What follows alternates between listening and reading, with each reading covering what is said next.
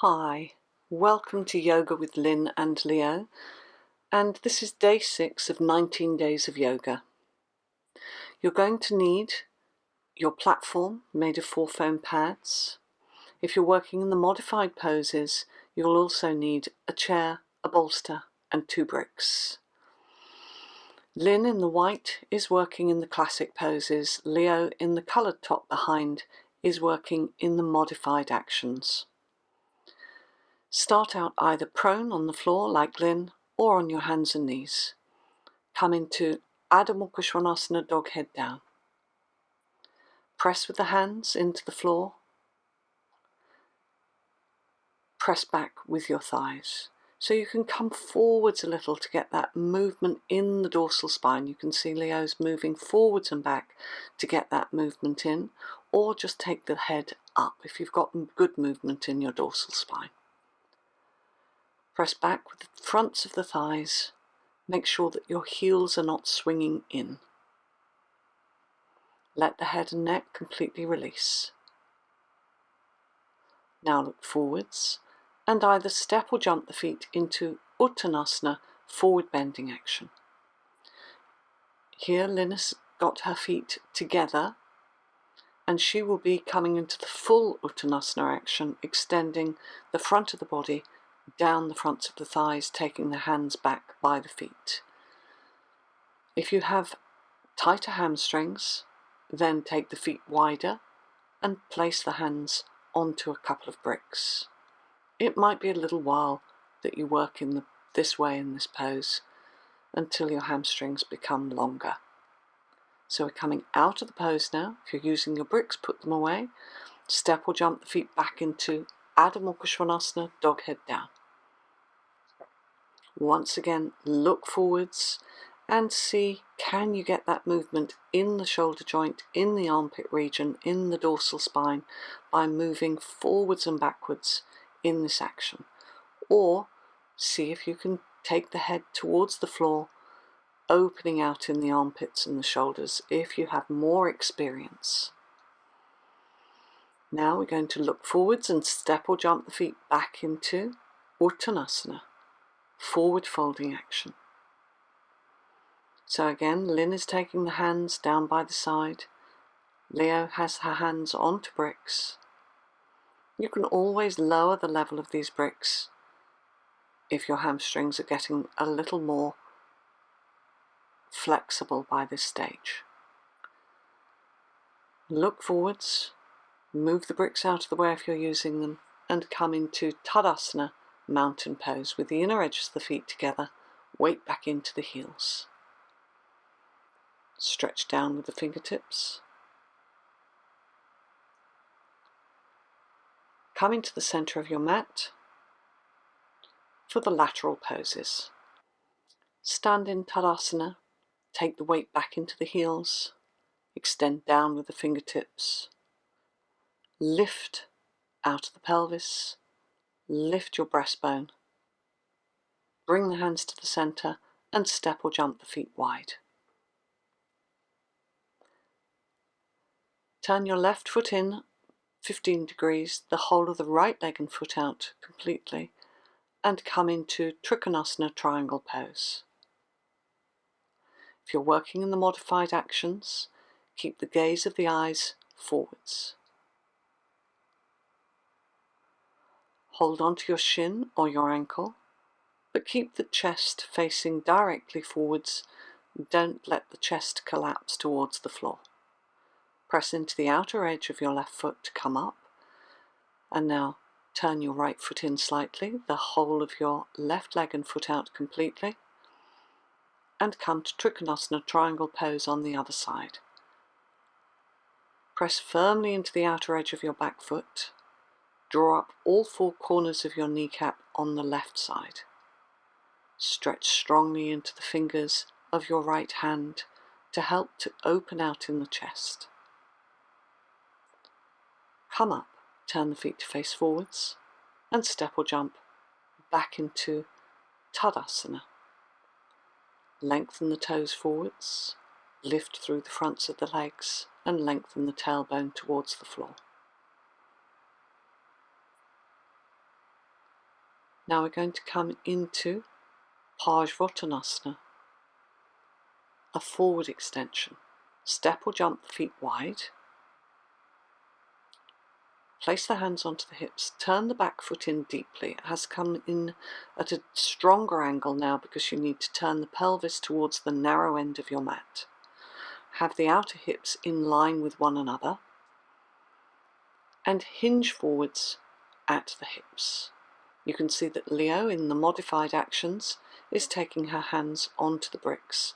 Lynn in the classic pose is taking the hands to the floor.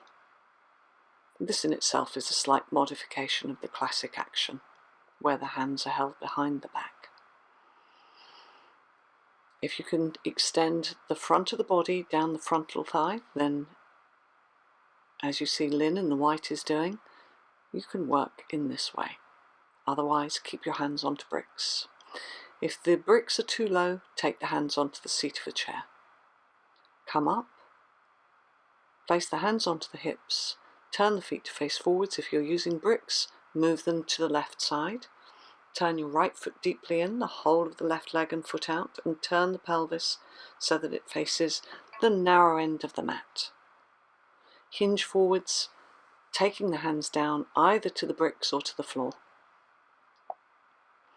Draw up through that front leg kneecap, extend back into the back leg heel. Don't allow the back leg to soften.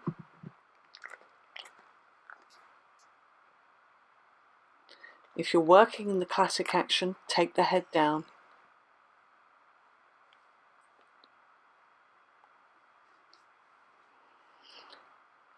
Keep the length through the front of the body and the lift through the legs. Come up. Place the hands onto the hips. Turn the feet to face forwards and step or jump the feet back into the center. If you're using the bricks, we're coming into Parivrtta Trikonasana, Revolved triangle pose. You'll need your bricks at the front of your mat. Start in Halasana, inner edges of the feet together, lifting through the chest. We're going to come to the same action as we did for the last pose, Parsvottanasana. So you need to turn the back foot in deeply, the whole of your right leg and foot out completely, and the pelvis needs to be level. So draw forwards on that left hip, back on the right hip. Stretch up with the left arm and extend, and as you extend forwards, you're also rotating the spine. So you can take the brick and place it to the inner ankle, place your right hand onto your sacrum and roll your top shoulder up and back. If you're working in the classic poses, place the hand to the outer ankle and stretch your top arm up. Extend the crown of the head into the center of the room. So you're really stretching towards the narrow end of that mat with your spine. Come up, turn the feet to face forwards, and we're going to go to the other side. So your right foot turns in deeply, the whole of the left leg and foot turn out completely. The pelvis faces the narrow end of the mat. Stretch up now with the right hand, keeping both legs straight. Extend forwards, but as you extend forwards, you're also rotating the spine. So again, if you're working with the brick, you can take it to the inner ankle. This is a little less demanding on the twisting action. Those working in the classic pose, take the hand down to the outer ankle, outer shin, and take the top arm up. Keep pressing firmly into the back leg heel, even if that back leg heel is lifting at this stage. So coming out of the pose, turn the feet to face forwards and step or jump the feet back into the center. Roll the shoulders back and down. Lift through the chest. Keep the gaze of the eyes at eye level and breathe.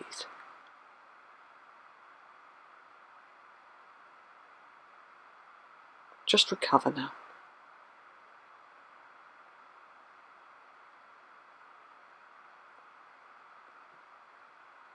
So we're going to come down onto the mat.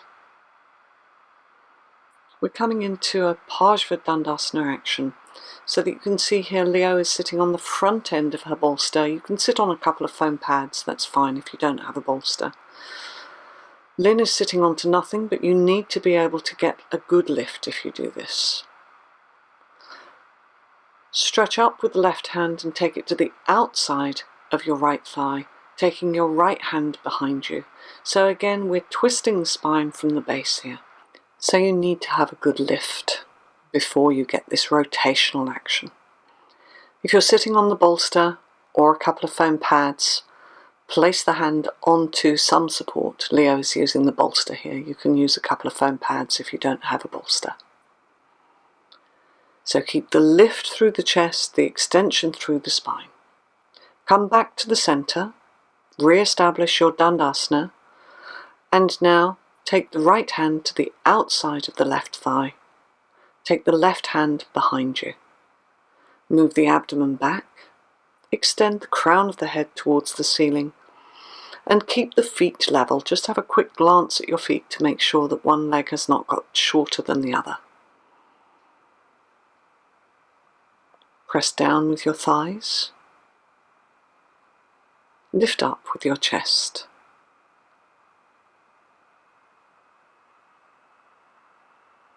And roll your left shoulder back. Keep the breath fine and even, and the legs strong and active. Come back to the center.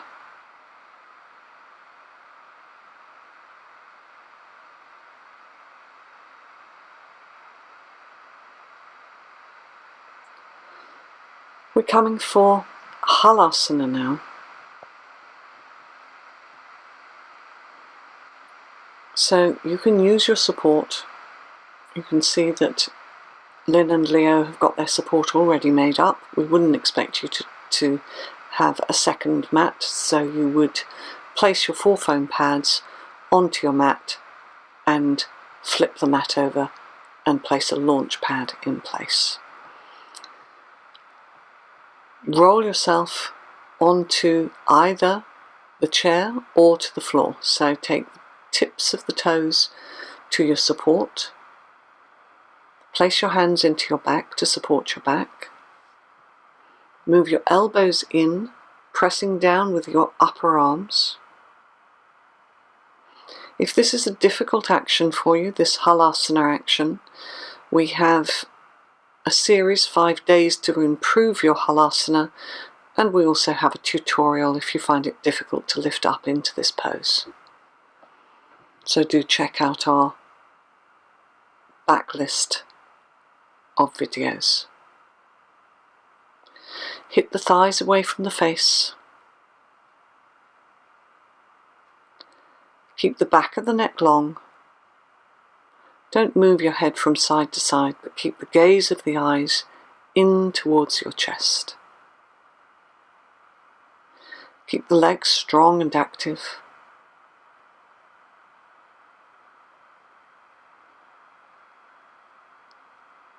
And we're coming out of the pose now.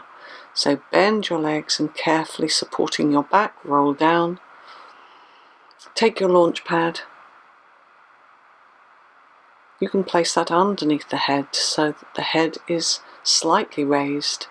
The shoulders are above the level of the pelvis and the legs are bent. Keep your abdomen soft and just allow the body to recover after having been in your inversion, your Halasana Plow Pose. So we're now going to come into Supta Konasana. The way that we're working in this first part of the series, Lynn will be holding the front ankles, as in the previous sequences. Leo is taking the feet onto a bolster. It's quite a challenging action holding onto the fronts of the ankles, so that might not be within your reach at this moment in your yoga practice. If that's the case, place the feet onto a bolster, or maybe onto a couple of foam pads if you don't have a bolster. The reason for wrapping the mat over the bolster is that the feet tend to slip if your groins and hips are a little tight. So having the sticky mat there helps to keep the feet in place.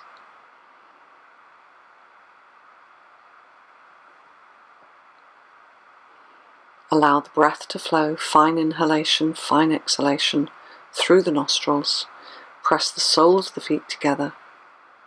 Keep the abdomen soft. If you need to have a blanket under your head in this pose, then by all means do take one. If your upper back is stiff, it may be that you need that little bit of extra support under the head. Palms of the hands facing the ceiling if you're working in the modified action.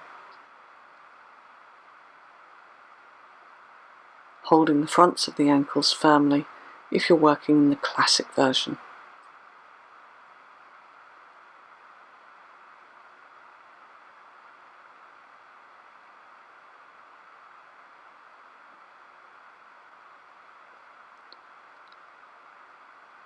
So we're coming out of the poses now.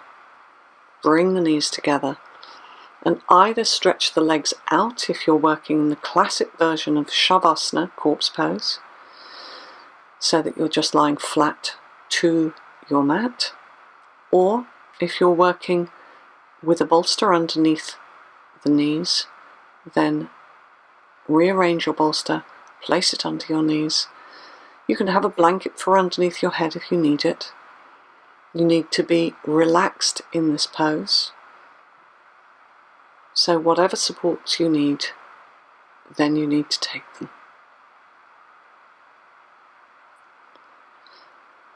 Completely release the feet, the ankles. Soften the calves. Release in your thighs.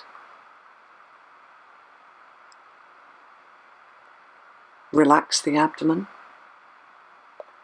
and soften the throat. Have the palms of the hands facing the ceiling with the arms slightly away from the torso. Keep the jaw soft.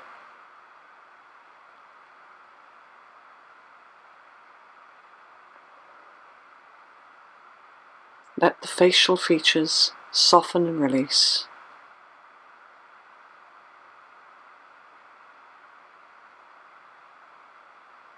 Let the gaze of the eyes fall deep into the center of the body.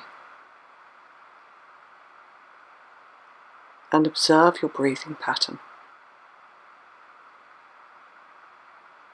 So focus the intention on the inhalation and exhalation.